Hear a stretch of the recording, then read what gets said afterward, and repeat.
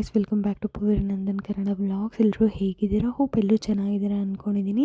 ಯಾರೆಲ್ಲ ಹೊಸದಾಗಿ ನನ್ನ ಚಾನಲ್ ನೋಡ್ತಾ ಇದ್ದೀರಾ, ಪ್ಲೀಸ್ ಸಬ್ಸ್ಕ್ರೈಬ್ ಮಾಡ್ಕೊಳ್ಳಿ, ಹಾಗೆ ಬೆಲ್ ಐಕಾನ್ನು ಕೂಡ ಪ್ರೆಸ್ ಮಾಡ್ಕೊಳ್ಳಿ. ಸಿಂಪಲ್ ಆ್ಯಂಡ್ ಟೇಸ್ಟಿಯಾಗಿ ಆಲೂ ಪಕೋಡ ಮಾಡೋದು ಹೇಗೆ ಅಂತ ನೋಡ್ಕೊಳ್ಳೋಣ. ಮೊದಲಿಗೆ ಒಂದು ಬೌಲ್ ತೊಗೊಂಡು ಅದಕ್ಕೆ 2 ತುರಿದಿರುವಂಥ ಆಲೂಗಡ್ಡೆನ ತೊಗೊಂಡಿದ್ದೀನಿ. ಹಾಗೆ 1 ಈರುಳ್ಳಿನ ಸೇರಿಸ್ಕೊತಾ ಇದ್ದೀನಿ. ಹಾಗೆ ಕರಿಬೇವಿನ ಸೊಪ್ಪು ಮತ್ತು ಸೋಂಪು ಕಾಳುಗಳನ್ನ ಒಂದು ಅರ್ಧ ಚಮಚದಷ್ಟು ಸೇರಿಸ್ಕೊತಾ ಇದ್ದೀನಿ.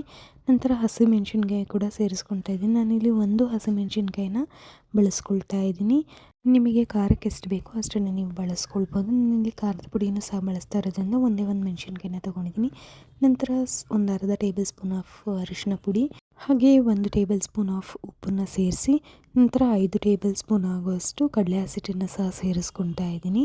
ತುಂಬ ಥರದ ಪಕೋಡಗಳನ್ನ ನೀವು ತಿಂದಿರ್ಬೋದು, ಬಟ್ ಆಲೂ ಪಕೋಡನ ಒಂದ್ಸರಿ ನೀವು ನಾನು ಮಾಡಿರೋ ಸ್ಟೈಲಲ್ಲಿ ಮಾಡಿ ನೋಡಿ, ನಿಮಗೆ ಗೊತ್ತಾಗುತ್ತೆ ಅದರ ರುಚಿ, ಟೇಸ್ಟ್ ಎಲ್ಲ.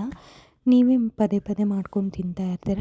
ನಂತರ ನಾನಿಲ್ಲಿ ಒಂದು ಅರ್ಧ ಟೇಬಲ್ ಸ್ಪೂನ್ ಆಫ್ ಖಾರದ ಪುಡಿ, ನಂತರ ಕಸೂರಿ ಮೇಥಿ ಮತ್ತು ಸ್ವಲ್ಪ ಕೊತ್ತಂಬರಿ ಸೊಪ್ಪನ್ನ ಹಾಕಿ ಚೆನ್ನಾಗಿ ಮಿಕ್ಸ್ ಮಾಡ್ಕೊಬೇಕಾಗತ್ತೆ. ಡ್ರೈಯಾಗಿ, ವಾಟರ್ ಏನು ಹಾಕಬಾರ್ದು, ಯಾಕಂದರೆ ಈರುಳ್ಳಿ ಮತ್ತು ಆಲೂಗಡ್ಡೆನಲ್ಲಿ ನೀರಿನ ಅಂಶ ತುಂಬ ಇರೋದ್ರಿಂದ ನೀವೇನು ನೀರಿನ ಸಹಾಯನ ತಗೊಳ್ಳೇಬೇಡಿ. ಹಾಗೆಯೇ ಅದು ಮಿಕ್ಸ್ ಮಾಡ್ಕೊಳ್ಳಿ. ನೋಡಿ, ಈ ಕನ್ಸಿಸ್ಟೆನ್ಸಿಗೆ ಬಂದರೆ ನಮ್ಮ ಪಕೋಡ ರೆಡಿಯಾಗಿದೆ ಅಂತ ಅರ್ಥ. ಇದನ್ನು ಒಂದು 5 ನಿಮಿಷ ಎತ್ತಿಟ್ಬಿಡಿ. ನಾನು ಮೊದಲೇ ಹೇಳ್ತಿರೋ ಹಾಗೆ ಇದಕ್ಕೆ ನೀರನ್ನು ಸೇರಿಸ್ಕೊಳ್ಬಾರ್ದು, ಯಾಕಂದರೆ ಆಲೂಗಡ್ಡೆ ಮತ್ತು ಈರುಳ್ಳಿನಲ್ಲಿ ನೀರಿನ ಅಂಶ ತುಂಬ ಇರೋದ್ರಿಂದ ನಾವು ಎಕ್ಸ್ಟ್ರಾ ನೀರನ್ನ ಆ್ಯಡ್ ಮಾಡುವಂಥ ಅವಶ್ಯಕತೆಯೇ ಬರೋದಿಲ್ಲ.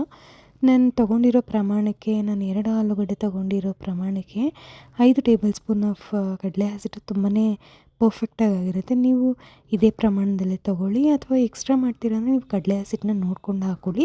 ವಾಟರ್ ಸೇರಿಸ್ಕೊಳ್ಳೋಕೆ ಹೋಗ್ಬೇಡಿ, ಆವಾಗ ಟೇಸ್ಟ್ ತುಂಬ ಚೆನ್ನಾಗಿ ಬರುತ್ತೆ. ಪಕೋಡ ಮಾಡ್ಕೊಳ್ಳೋದೇ ಮೊದಲಿಗೆ ಗ್ಯಾಸ್ ಅಂಟಿಸಿ ಬಾಣಲಿ ಇಟ್ಟು, ನಂತರ ಅದಕ್ಕೆ ಎಷ್ಟು ಬೇಕೋ ಅಷ್ಟು ಎಣ್ಣೆನ ಹಾಕ್ಕೊಂಡು ನಾವೇನು ಮಿಕ್ಸ್ ಮಾಡಿ ಇಟ್ಕೊಂಡಿರ್ತೀವಿ ಪಕೋಡ ಮಿಕ್ಸ್ಚರ್ನ ನೀಟಾಗಿ ಎಣ್ಣೆಗೆ ಪಕೋಡ ರೀತಿಯಲ್ಲಿ ಬಿಟ್ಕೊಂಡ್ರೆ ಆಯಿತು.